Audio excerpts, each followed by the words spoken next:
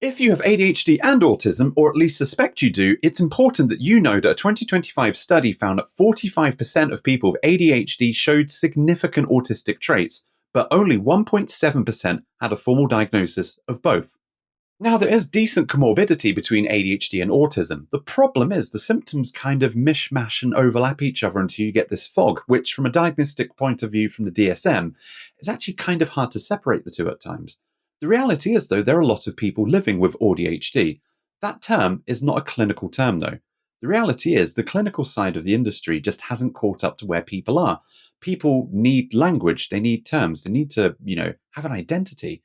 And in reaching that before the textbooks have caught up, it's create this gap, the gap of understanding, to be honest. AuDHD to me is sitting down to play Final Fantasy for 5 minutes and losing 16 hours.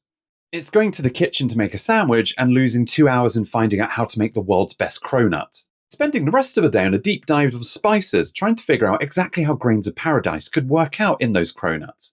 Then having checked my fridge at 2 o'clock in the morning, trying to figure out how I can make cronuts using blue cheese and blackberry. I've learnt to manage the two quite well over the years. For me, autism builds the ship. It's the structure and discipline. It's understanding what tasks I'm doing when things start, when things finish, what the definition of something is, and how I'm going to apply that to my work and to my life. ADHD is dredging the lake. It's going off and finding all of the little loose bits and bobs of information, figuring out how they connect, and then building a beautiful mood board of things that are going to fill in the gaps between the pieces of the autism in order to create something beautiful.